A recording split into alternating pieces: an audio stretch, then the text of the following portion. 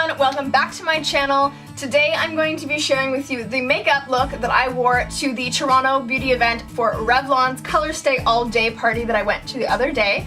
I did do a live Instagram video of me doing this makeup, but it was so on the fly because I didn't know what I wanted to do. I quite liked it. I thought that I would film a tutorial for you guys, so those of you who missed the live viewing of it could, get it. And it's featuring the new ColourPop lipstick in Man Eater. I got a lot of compliments on this lip color and surprisingly held up really well despite having drinks, a little bit of food. It's very potent and it sticks. So I went for an all matte brown eye with this metallic lip and some highlight that everyone can see. If you want to see how I got this look, just keep watching. So just starting off with the Stay Matte Primer.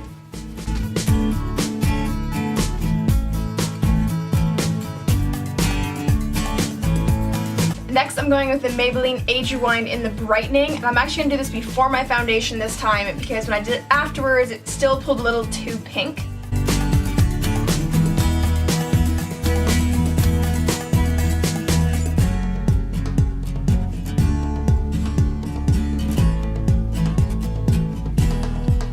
And now I'm going in with my Rimmel Lasting Finish in 103 True Ivory.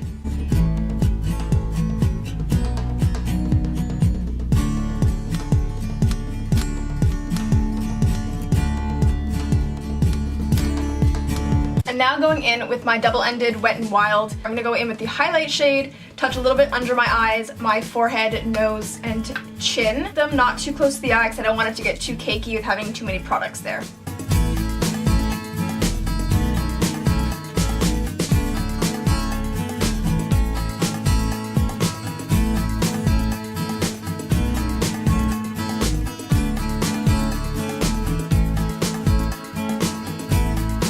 I'm going to take a little bit of the original RCMA powder now and just kind of touch on the places that I've just highlighted, just to help it set.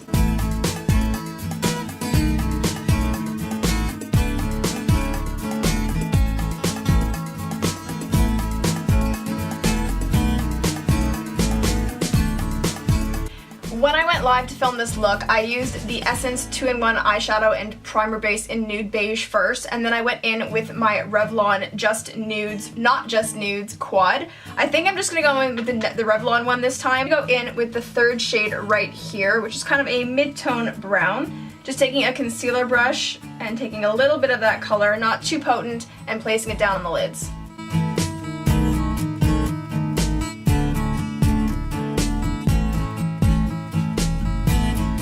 The first palette that I'm going to be using today is from Tarte. It is their all matte Tartelette palette, and I'm going to be going in with the shade Free Spirit down here. And I'm going to be packing this on top of the lid just to kind of help set that cream. I don't really need that cream to be too much of a color, as I am going to be putting a lot of different browns on top of it, but it will help to intensify them just a little bit. But this is going to make sure that everything sticks smoothly.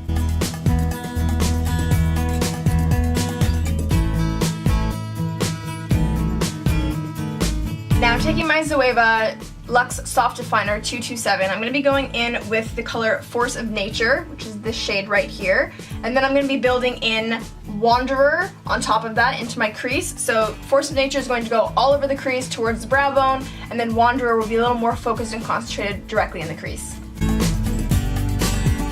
Just going to zoom you guys in a little bit more. Now going in with this Morphe M150 brush. It's an angled, kind of more fluffy angled brush. I'm going to go in with Wanderer.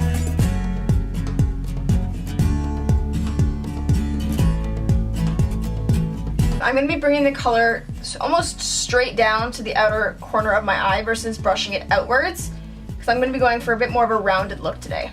And then if needed, take the first brush and just kind of buff them together and make sure there's a nice smooth transition. And remember, it's okay if you accidentally overblend it, just go back in softly and just build the color up gradually. The next color I'm going to be going in with is this shade right here from MAC, which is Charcoal Brown.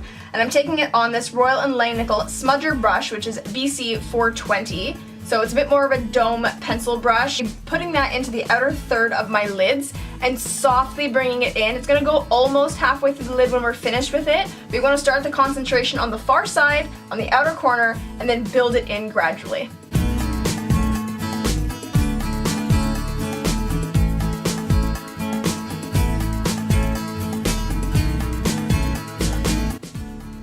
And you're going to bring it softly into the crease. And then of course go in with your first brush and just blend it so it's nice and soft. To deepen the outer V, I'm going to go in with the Tartelette shade Multitasker, which is this dark brown right here. And I'm going to go in with a pencil blender, a BMP 149 from Royal and Langnickel, because I just want to intensify the outer portion of my V. So this is when you're going to see if you need to go a little bit farther in with the charcoal brown shade. I'm actually going to extend it a little bit further. You can take your time to really blend it out because right now it's too concentrated where it's not diffused enough. So just go back in with your other brush and then just keep blending them until you're happy with the gradient and you're happy with how far it extends in.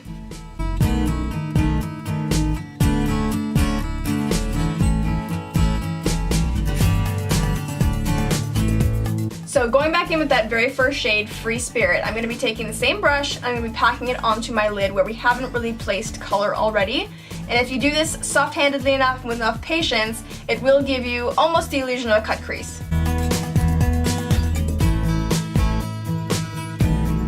Alright, and that is the upper lids done. I'm going to be emulating basically the same thing on my bottom lash line. I'm going to start with that angled brush and the shade Wanderer, which was this shade right here. And I'm going to put that along my lower lash line, and then I'm going to go to some of the darker shades of Multitasker with a touch of Dreamer. And Dreamer is more of a mid-tone chocolate brown versus a deep chocolate brown like Multitasker, and I'm going to use that on the outer corner.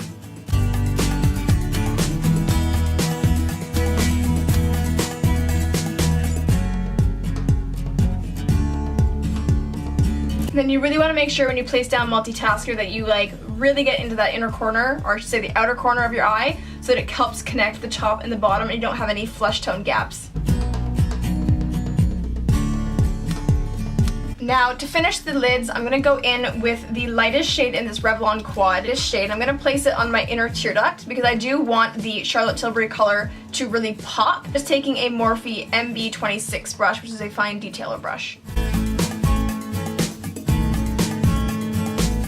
And I found more recently when I do my inner corner and my inner tear duct highlight, I tend to go a little bit farther on the bridge of my nose, just so that way when you're turning your head more, there's just a little more oomph. Then the Charlotte Tilbury Quad I'm using is the Dolce Vita palette, and I'm going in with this lightest shade right here. And now we just need to add some mascara, and I'm going to be adding the Revlon Mega Multiplier Mascara. Alright, so now it's time to move on to the rest of the face. I am going to do my brows with the Wet n Wild Ash Brown Kit, and then moving on to my cheeks. So now I'm going to go in with the ColourPop Aphrodisiac Super Shock Cheek Contour Color, and I'm just going in with my Cream Cheek 128 Zoeva brush, which is like my go-to contour brush. And I did find when I used this the other day with this particular foundation, I found it a bit more potent than when I used it on the NARS Sheer Glow foundation in my last video. This gives a nice, soft, subtle contour and helps to just deepen the natural shadows I have in my cheeks. Now for blush, I'm going in with Becca's Mineralized Blush in Songbird, which is such a gorgeous shade, and I'm going to use it really, really lightly, so it's more of a wash of color versus being too potent, because the lips are going to be very over the top. I prefer, especially for this look and this kind of color, to build from the back of my cheeks forward versus from the apples of my cheek and out, because I want the color to be more on the periphery of my face versus what I call clown cheeks, because I do have very round cheeks. I don't like too much concentration of color there. For highlight, when I did this look live on Instagram, I had never tried this product before, and it's the Cover FX Custom Enhancer Drops in Moonlight. And man oh man, is it blinding. But because it's more on the thick side, I'm actually going to apply it to my hand first.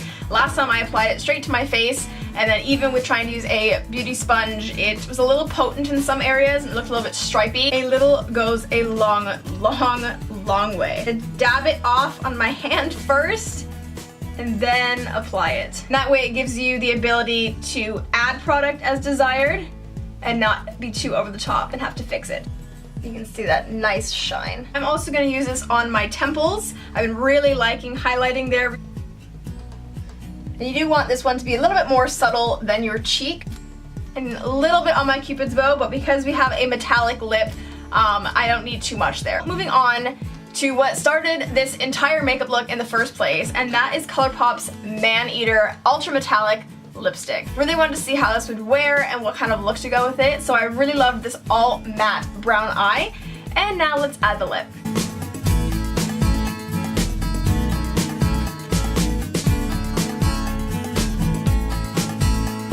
There is the lip.